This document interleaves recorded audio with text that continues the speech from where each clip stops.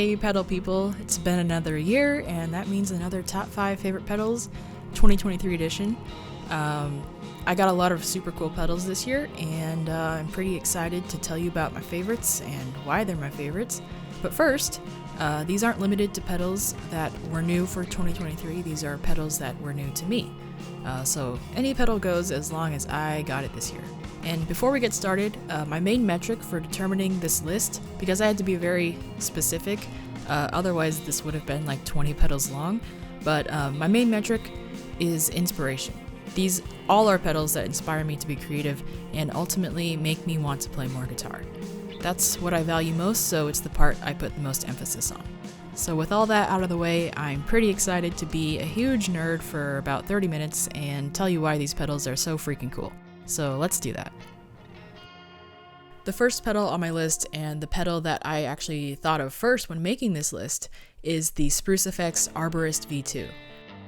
Where V1 was kind of more Klon-like in my mind, with a really nice indie jangle type sound in how it emphasized the higher mids and tightened everything up, the V2 adds these bass and treble controls that are from a Bassman tone stack. And that adds this whole new fuzzy tweed dimension to this pedal that I truly wasn't expecting. Those are sounds that I really love and actively seek out, so it was a huge surprise that this pedal did this sound and freaking nailed it.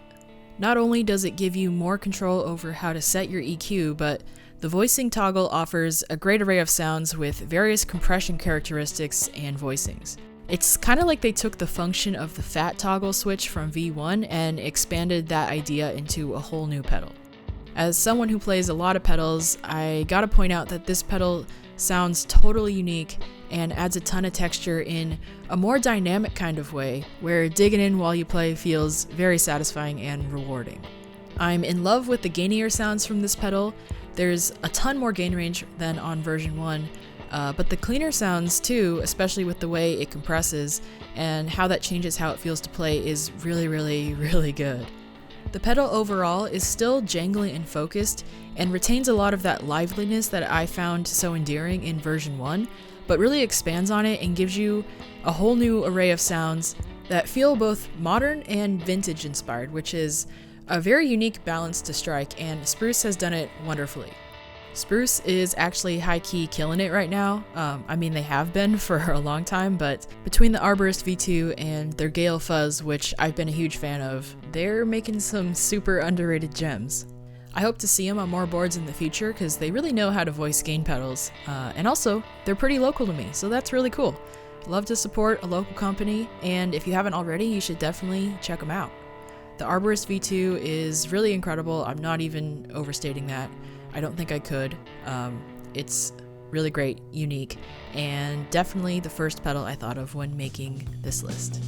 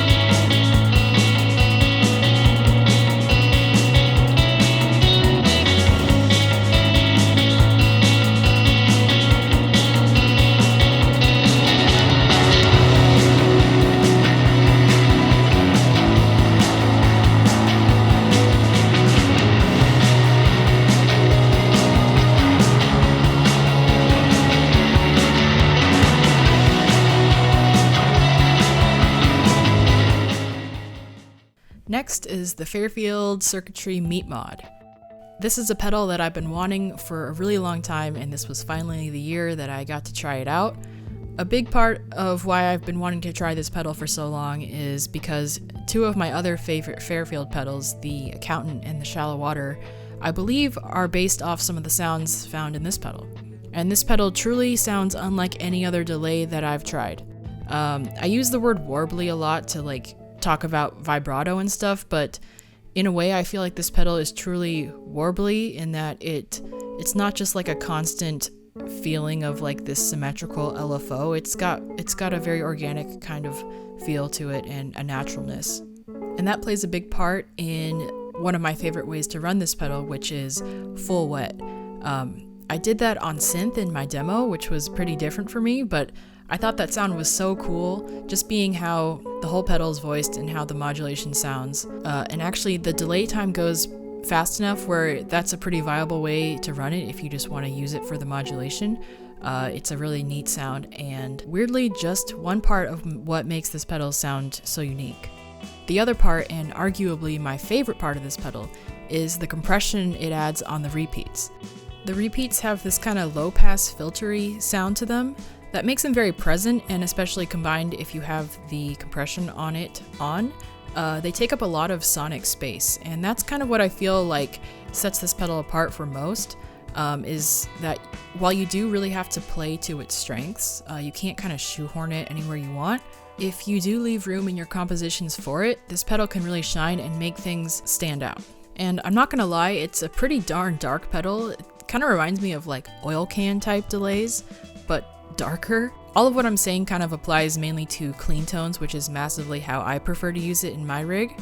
But this pedal is pure inspiration to me. I feel like only Fairfield could make something like this. It's really specialized and unique, and like I said earlier, you kind of have to play to its strengths. You can't really fight it, but if you let it do what it wants to do, it is a super fun and rewarding pedal, and that's why it made my list.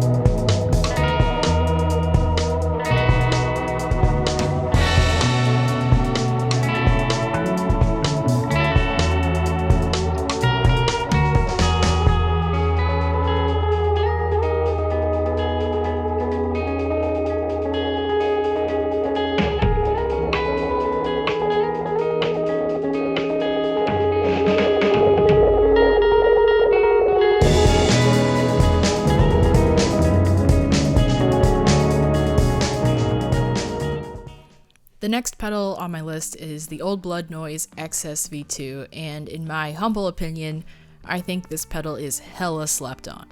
There's two distinct modes. On the right, it's a, I believe, rat-based distortion, and then on the left, with a separate foot switch, you get a solid, shorter delay kind of sound, a great chorus sound, and a really cool fifths mode that makes the V2 vastly superior to the V1 in my opinion.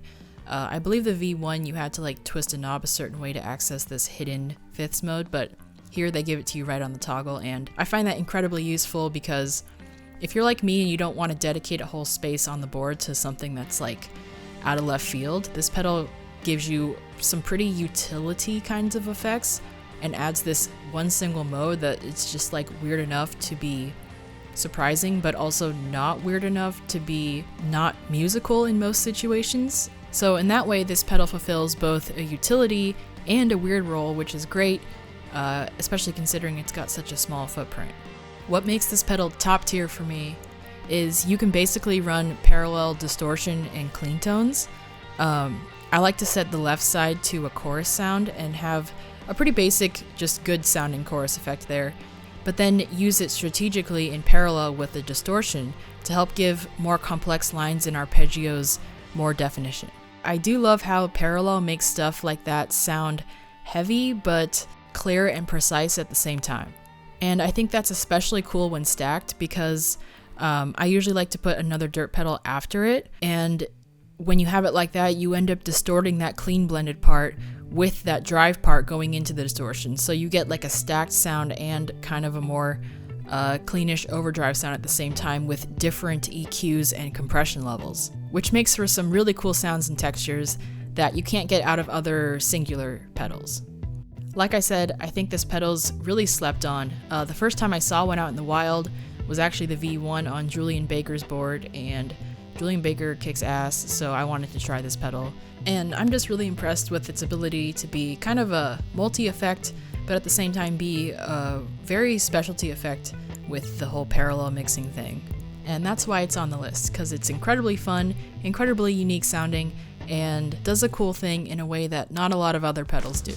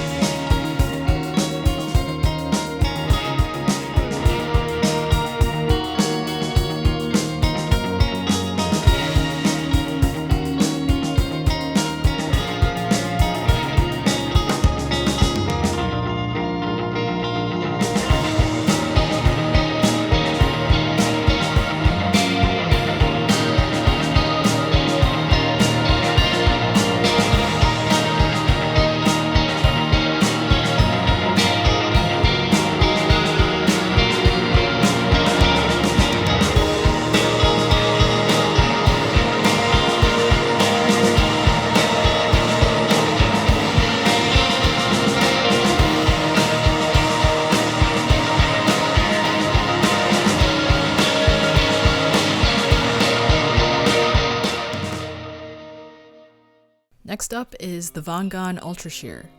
This is a dual reverb and vibrato pedal, two effects that I really love. The reverb is based on the Lexicon 224 plate reverb. Plate reverb is among my favorite type of reverbs, and vibrato is among my favorite type of mod effects, so it was kind of already in the cards that this pedal made my top 5 list. Similar to the XS, the magic in this pedal for me is two excellent sounding effects that they've given you the option to combine in fun ways. There's an order switch on here for if you want to run the vibrato into the reverb or the reverb into the vibe, which is my personal favorite way to do it. And this vibrato has a random mode too for a more organic kind of feel. It gets warm and nostalgic sounding just the way I like, but can also be very subtle and enhances the reverb sound to me by complementing its brightness with a more mellow sound. I don't know if it's just me, but there's certain pedals that make me truly think that I could slim down my board to like 3 pedals. It would be like this one, maybe some sort of amp-like drive and a tuner. And I think the reason for that is because it's one of those pedals that just makes me want to play guitar and not mess around too much with finding the perfect setting. For me, it strikes that balance of having an effect that gives you a lot of options, but at the same time is limiting enough where every option actually sounds good, enough so where you don't feel like you need to be tweaking it all the time. It was a shoo-in for my list because not only do both sides sound excellent, but because it's a pedal that I can turn on and leave on and focus more on playing guitar knowing that my sound is going to be good because it only does good sounds. Vaughn is actually also pretty local to me as well, so that's cool. I'm definitely looking forward to trying more of their stuff. What I've heard from the Ultrasheer is just plain quality, and it's a pedal that just works.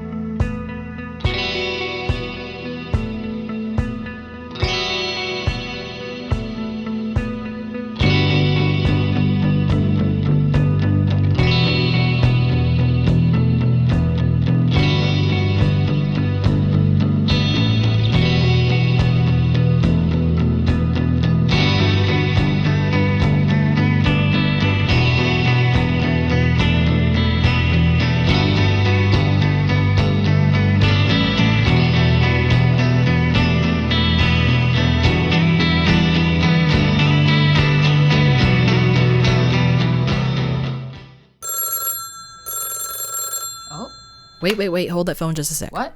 I wanted to name a few honorable mentions before we get to the last pedal in my top 5 list, because once again, every year I use this as a weighted sheet and make it a secret top 10 list. If you thought I could stick to just 5 pedals, you thought wrong, and that's quite frankly very silly and embarrassing for you. I'm joking, please don't come at me. Anyways, lightning round, honorable mentions, let's do it.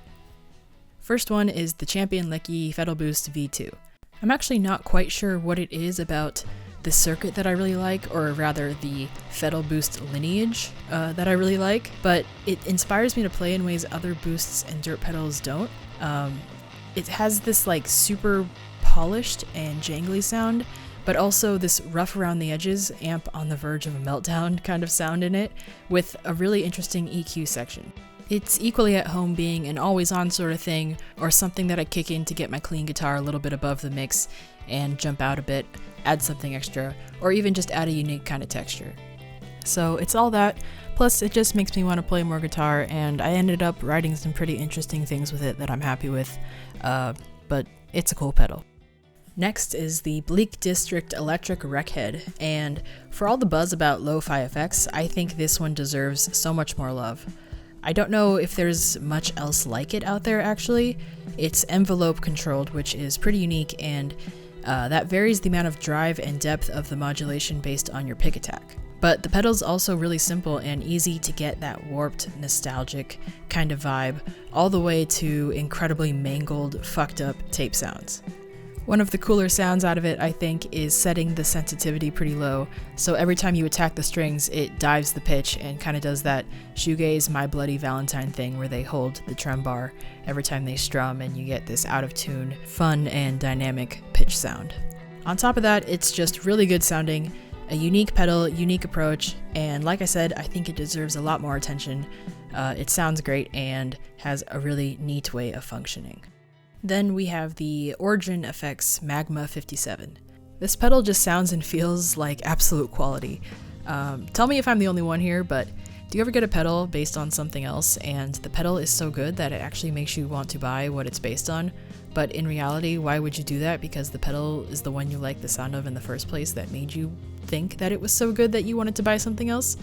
That's what's happening to me here with this pedal. Someday maybe a Magnetone amp is in my future, but this pedal really does sound amazing. Of course, I love the warbly Magnetone vibrato, whether that's at slow speeds or faster speeds, it sounds really good.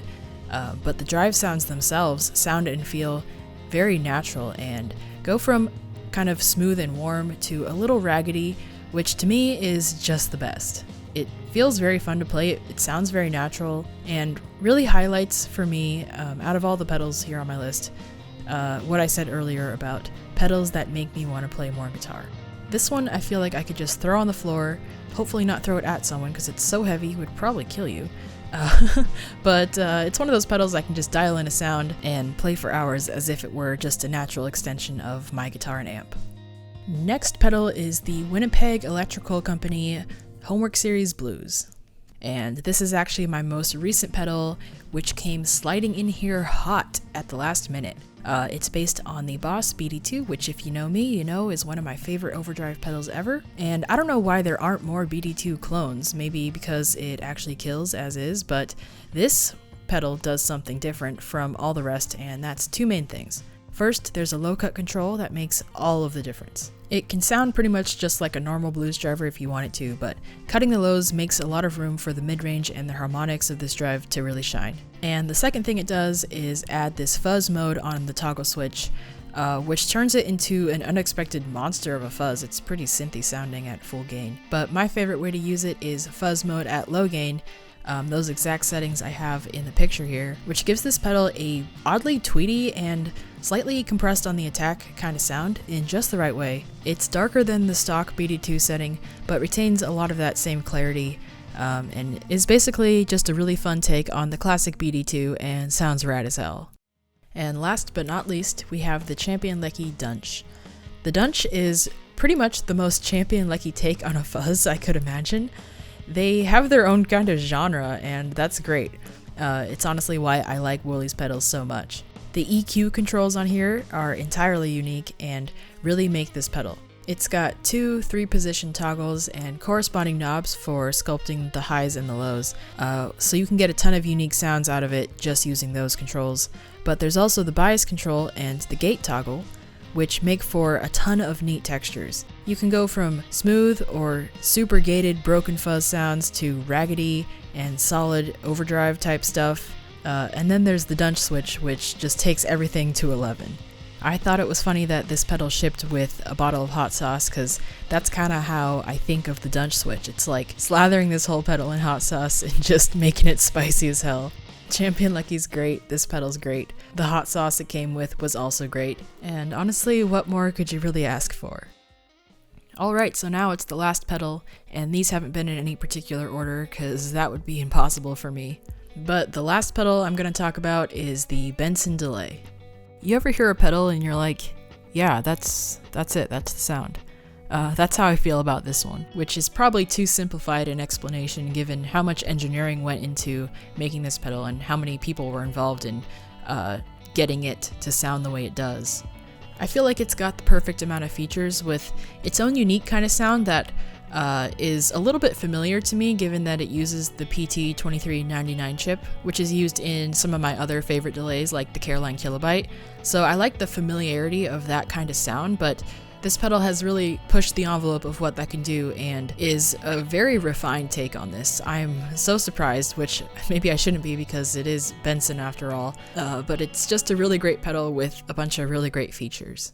While I really enjoy the quirkiness and the grittiness of the PT2399 chip in other delays like the Kilobyte, the Benson builds on more tame aspects of that and makes a really compelling catch-all kind of delay that I'd feel very comfortable using as the only delay on my board. It's also got some hidden features that put it over the top for me, like being able to adjust the waveform of the modulation and subdivisions.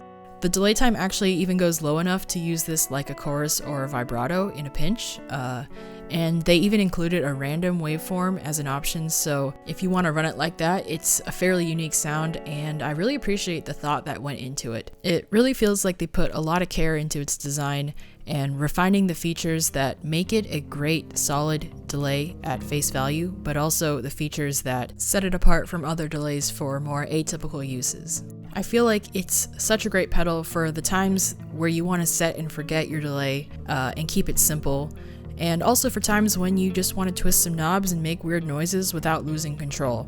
The layout makes it dead simple to use for both of those reasons, and I think it's a big part of its appeal for me personally is that it sits at a really nice balance between those two things, which is something that I think about a lot actually. It's definitely a quality that I look for in selecting pedals for my pedal board, and I can be pretty picky about that, so it's something that I'm constantly thinking about and evaluating when I get new pedals. And the Benson Delay just scratches that specific itch, that balance and just the sounds of modulated delay, the familiarity of the chip it uses with all the refinements they've done.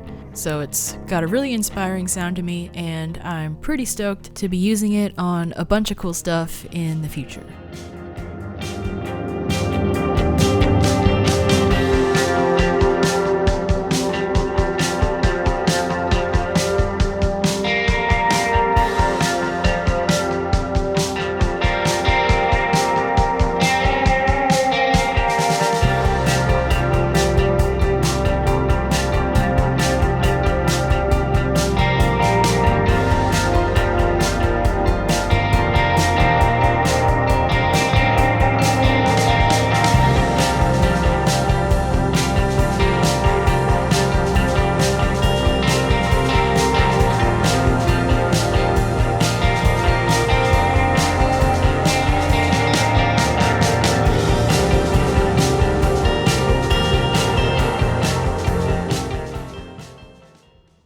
So that's the list for this year. I hope you guys enjoyed my ramblings. I hope it made sense, was helpful, or at least mildly entertaining.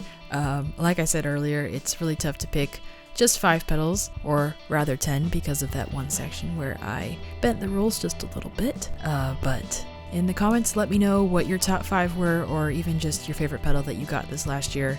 I enjoy hearing about what makes certain pedals special to different people and what inspires you as a player. I also want to give a special and heartfelt thanks to all of the builders and the people who trust me with their pedals to make sounds and to share them with you all. It brings me a lot of joy getting to do this and getting to work and talk with so many amazing people in this little corner of the gear space. And that extends to you all watching and commenting. You guys are so incredibly nice, like all the time, and I'm actually blessed to have you guys on my musical journey. All the encouragement and the kindness you've shown really warms my heart. So I hope all you kind internet strangers and friends are doing well and taking care, and are enjoying playing music, making some cool sounds with some cool pedals.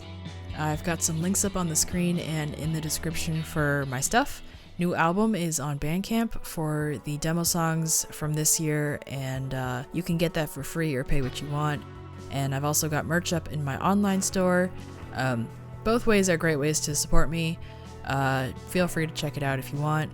Lastly, I've got a Spotify playlist that I put together this year of songs that have inspired me as a guitar player or musically, so if you're curious, you can check that out at the Spotify link in the description. Alright, that's finally the end of this video. Thank you guys again so much for watching, and we'll catch you next year.